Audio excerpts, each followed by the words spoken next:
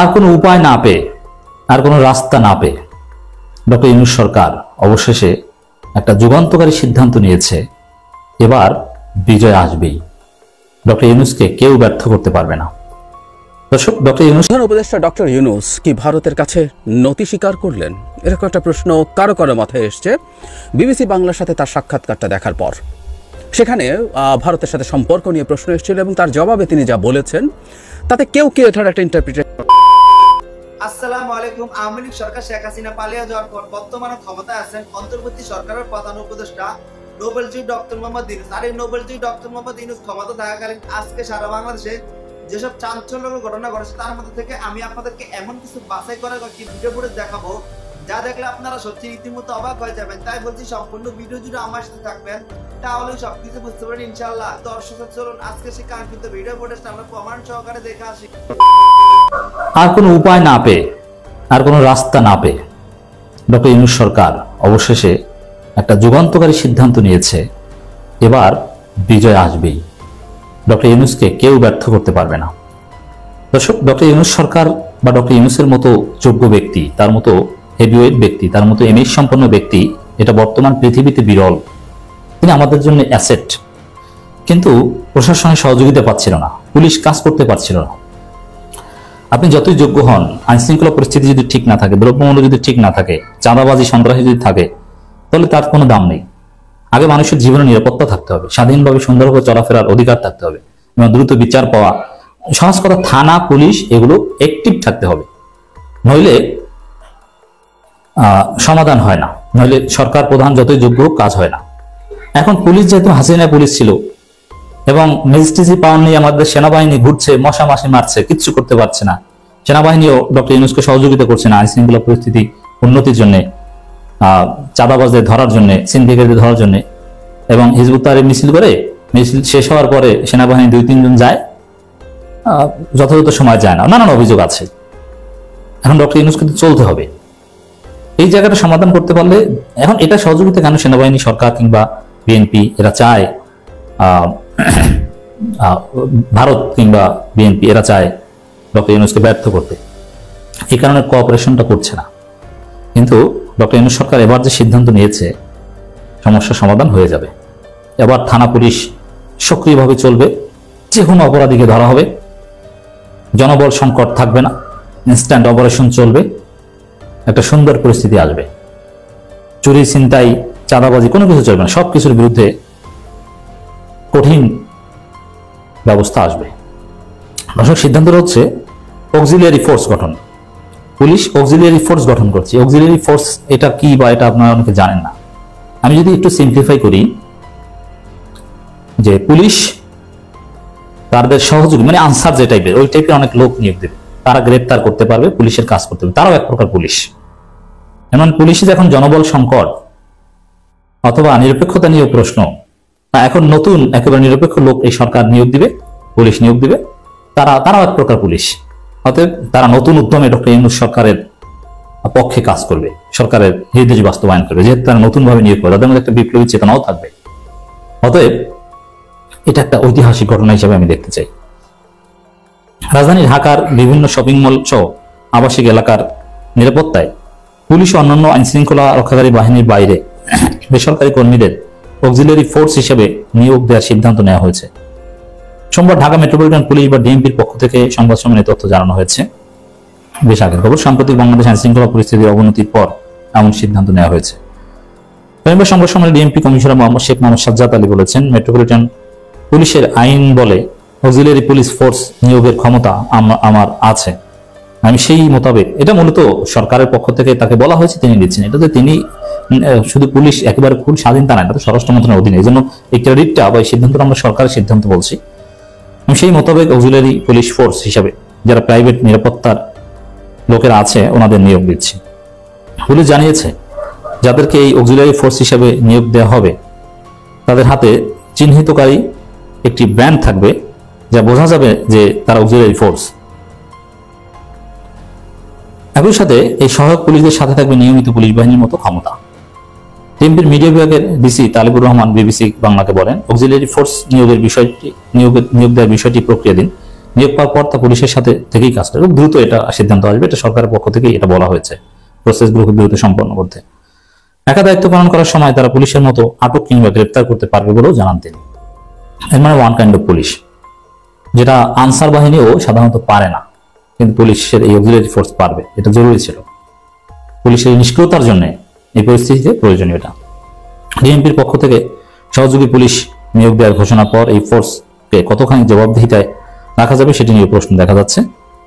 আর এক্ষেত্রে ক্ষমতা বা আইনের অপব্যবহার রোধে এই ফোর্স নিয়োগে যথাযথ যাচাই বাছাই পরামর্শ দিয়েছেন সাবেক পুলিশ কর্মকর্তারা।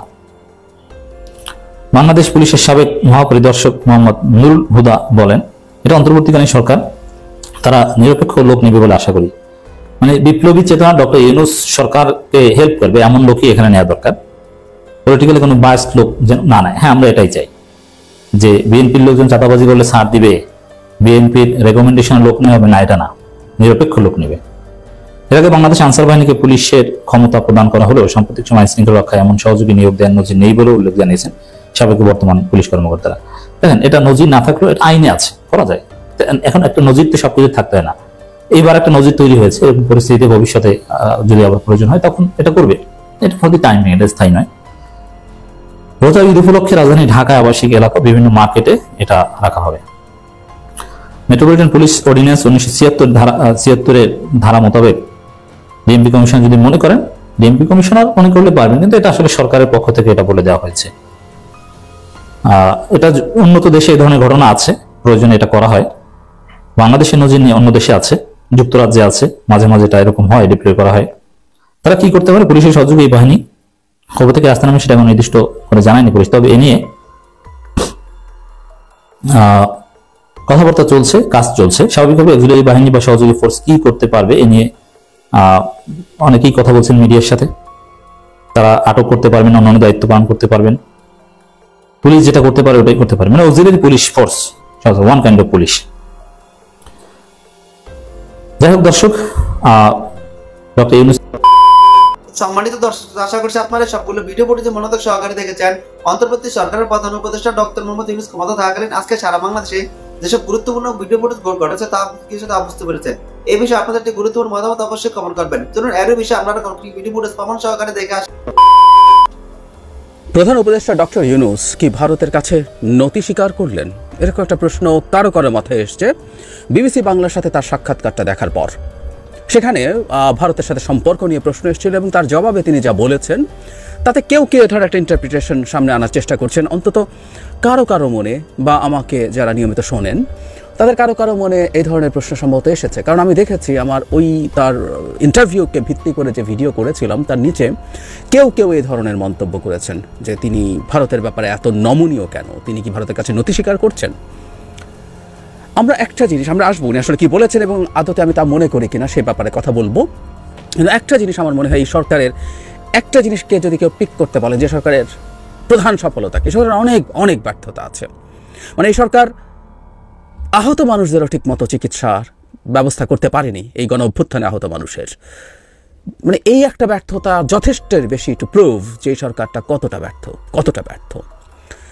কিন্তু সাফল্যের কথা, অনেক ক্ষেত্রেই সাফল্য আছে কম বেশি, এবং এই ভেঙে পড়া সিস্টেমের মধ্যে তারা যতটুকু করেছেন দেশটা একেবারে উচ্ছন্নে যায়নি, এটাও বড় সাফল্য। কিন্তু একটা জায়গায় যদি সাফল্যের কথা বলা হয় এটা অবিশ্বাস্য, সেটা হচ্ছে বাংলাদেশ ডক্টর ইউনূসের নেতৃত্বে একটা সার্বভৌম দেশ হিসেবে তার অস্তিত্ব জানান দিয়েছে, এবং সেই রাষ্ট্রটার সামনে যে রাষ্ট্রটা আদতে আমাদের সার্বভৌমত্বকে ধ্বংস করেছিল এবং আমাদের সার্বভৌমত্ব আর আছে বলে মনে হয়নি যে দেশটার কারণে, সেটা ভারত। সো ভারতের সামনে মাথা উঁচু করে বুক চিতিয়ে দাঁড়িয়েছিলেন ডক্টর ইউনূস, এবং আমরা একটা স্বাধীন সার্বভৌম দেশ হিসাবে আমাদের অস্তিত্ব ভারতকে জানান দিয়েছি। যে দেশটা আমাদেরকে সার্বভৌম দেশ হিসাবে দেখতে বহুদিন চাইনি, অন্তত শেখ হাসিনার পুরো আমলে একটা কলোনি বা একটা করজ রাজ্য হিসাবে দেখতে চেয়েছে। সো এটা একটা বিরাট সাফল্যের জায়গা, এবং মানুষ এই জিনিসটাকে প্রাণ ভরে মন ভরে উপভোগ করেছে। এবং ডক্টর ইউনূসের এই সাফল্যকে এবং এই যে বেঞ্চমার্ক, আমি প্রায় বলি যে ডক্টর ইউনূসের উচিত ছিল অনেক জায়গায় অনেকগুলো বেঞ্চমার্ক তৈরি করে দিয়ে যাওয়া, সুশাসন, দুর্নীতি দূর করা, আইনশৃঙ্খলার পরিস্থিতি, দ্রব্যমূল্য, চাঁদাবাজি রোধ করা, ঘুষ দুর্নীতি রোধ করা। আমি দুঃখিত 7 মাস চলে গেল, আমি আসলে দেখিনি কোথাও তারা তেমন কোনো বেঞ্চমার্ক তৈরি করতে পারছে, যেটা পরবর্তী সরকারকে আমরা দেখিয়ে বলতে পারবো দেখো ডক্টর ইউনূসের সরকার এটা করেছিল। কিন্তু এই একটা জায়গায় একটা দুর্দান্ত বেঞ্চমার্ক তিনি তৈরি করেছেন যে ভারতের সাথে সম্পর্ক। ভবিষ্যতে এই বেঞ্চমার্কটা কাজে লাগবে এবং এটা আমাদের ভবিষ্যতের রাজনীতির জন্য একটা গুরুত্বপূর্ণ জায়গা আমি মনে করি। তো এখন তিনি যা বলেছেন সেই বক্তব্যটা একটু পড়ি, তারপর বিদ্যমান প্রেক্ষাপটে এটাকে আমরা নতজানু হয়ে যাওয়া হিসাবে দেখব কিনা সেই আলোচনা করতে চাই। সম্পর্কের ব্যাপারে ডক্টর ইউনূস বলেন, খুবই ভালো সম্পর্ক, আমাদের সম্পর্কে কোনো অবনতি হয় নাই। আমি যেভাবে ব্যাখ্যা করে এসেছি আমাদের সম্পর্ক সব সময় ভালো থাকবে, এখনও ভালো আছে, ভবিষ্যতেও ভালো থাকবে। তিনি বলেন, বাংলাদেশ ভারতের সম্পর্ক ভালো না থেকে উপায় নেই। আমাদের সম্পর্ক ঘনিষ্ঠ, আমাদের পরস্পরের উপর নির্ভরশীলতা এত বেশি এবং ঐতিহাসিকভাবে, রাজনৈতিকভাবে, অর্থনৈতিকভাবে আমাদের এত ক্লোজ সম্পর্ক, সেটা থেকে আমরা বিচ্যুত হতে পারবো না। তবে মাঝখানে কিছু কিছু দ্বন্দ্ব দেখা দিয়েছে, আমি বলেছি মেঘ দেখা দিয়েছে। মেঘগুলো মোটামুটি এসেছে অপপ্রচার থেকে। এই অপপ্রচারের ফলে আমাদের সঙ্গে একটা ভুল বোঝাবুঝি হয়ে গেছে, সেই ভুল বোঝাবুঝি থেকে আমরা উত্তরণের চেষ্টা করছি। বেশ কিছু বাক্য দিয়ে তিনি আসলে অবস্থা ব্যাখ্যা করার চেষ্টা করছেন এবং যে কারণে অনেকের কনফিউশন হয়েছে। তিনি মানে খুবই ভালো সম্পর্ক, কোনো অবনতি হয় নাই, সব সময় ভালো থাকবে, এখনও ভালো আছে, ভবিষ্যতেও ভালো থাকবে। এক ধরনের মনে হয় যে এনফোর্সড অপটিমিজম, খুব জোর করে গায়ের জোরে আশাবাদী হওয়া বা বাস্তবতাকে অস্বীকার করা। ভারতের সাথে আমাদের সম্পর্ক এখন ভালো না, এবং ভালো না থাকার জন্য আমাদের ন্যূনতম কোনো দায় নেই। এই সরকারের দায় নেই, আমাদের জনগণের কোনো দায় নেই, এককভাবে এই দায় ভারত সরকারের। এবং কিছু কিছু ডিসইনফরমেশন, মিসইনফরমেশন হলে একটা কথা ছিল, মানে এখানে তার বক্তব্যে যে জায়গাগুলো ধরা যায়, যেমন কেউ কেউ বলছেন সেটা এই মেঘগুলো মোটামুটি এসেছে অপপ্রচার থেকে।